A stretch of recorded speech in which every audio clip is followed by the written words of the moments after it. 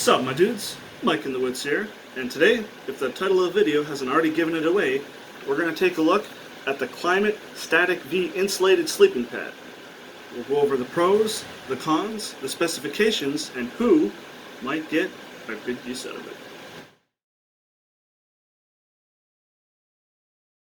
Alright, so if you're not familiar, the Klymit Static V Insulated is an inflatable sleeping pad meant for 4-season camping, so that's spring, summer, fall, and winter.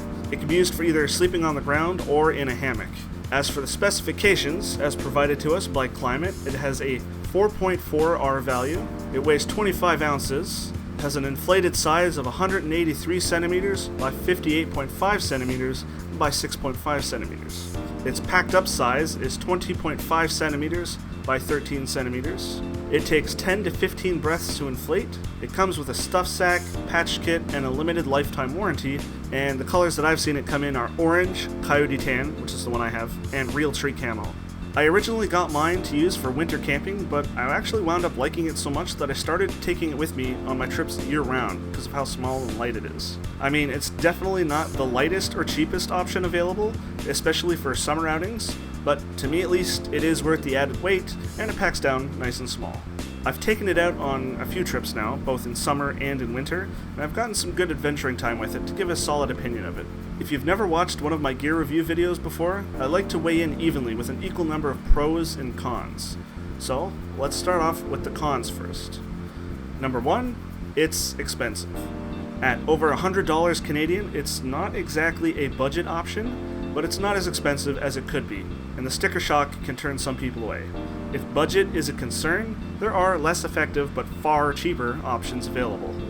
Number 2, in colder environments, I found that the valve can actually freeze shut or open if exposed to moisture. This can be problematic if you're in a hurry, although you can fix this by holding the valve firmly in your hand to let your body heat melt the ice. Number 3, the outer layer material has a very odd feeling to it, and it feels very off-putting against bare skin.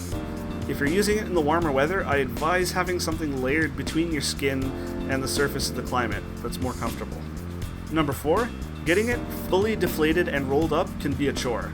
I mean, maybe I just suck at doing it, but I found that I really need to beat it like it owes me money to get it all the air deflated to the point where I can actually roll it up properly and stuff it in the sack. Alright, so let's take a look at the things that I actually do like about it. Number 1, the build quality is actually really nice. It absolutely does not feel cheap or of low quality. It feels really well made, and you can tell that it can hold up to a bit of aggressive use. While I wouldn't go stabbing at it with a sharpened knife, it should hold up to a bit of minor pokes and scrapes. At the very least, it does come with a patch kit. Number 2, Klymit's unique design lets the air get pushed around in such a way that you are very well supported once you're lying on it. When I first got on it, I was actually concerned that the thin tubing design would make me bottom out once I was laying on it, as I am actually a rather heavy fellow weighing in at 250 pounds. However, the design makes the tubing pop up in just the right places to keep you supported and up off the ground no matter your sleeping position. I've yet to actually bottom out on it, even while tossing and turning. Number 3, the actual inflation process is rather easy and doesn't take much. It takes, according to their specs, about 10 to 15 breaths to fully inflate, and I actually find this to be accurate. I suffered severe lung damage when I was younger, and I find that this is just the right amount of inflation I'm able to produce without getting severely winded. Additionally, initial settling and expansion on the first use is relatively minimal, so you won't find it half deflated first thing in the morning. Number 4, it's very compact and effective for its size. It's long enough to support me from head to toe, but thin enough to be used in a hammock setup, which I do in the winter. It's thick enough to keep you up off the ground and insulated from the cold without being unwieldy. It's firm when inflated, but has enough bendability to curve in a hammock or uneven ground as needed. So, overall, what's the deal? The Klymit Static V Insulated definitely gets the Mike in the Woods seal of approval. If you're not on a budget and not looking for the most ultralight option available, I honestly don't think you can beat this sleeping pad for the price. It does what it says on the box, and it isn't going to crap the bed on you when you least expect it, although do keep in mind that nothing is infallible. As for those who would get a good use out of it, I think the usefulness of the Klymit cannot be understated.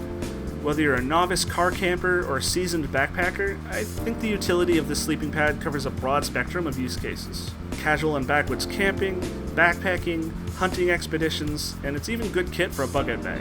The only use case I don't imagine it being good for is ultralighters, who are generally looking to squeeze every last ounce of saved weight, or those on a budget who are looking for a more wallet-friendly option.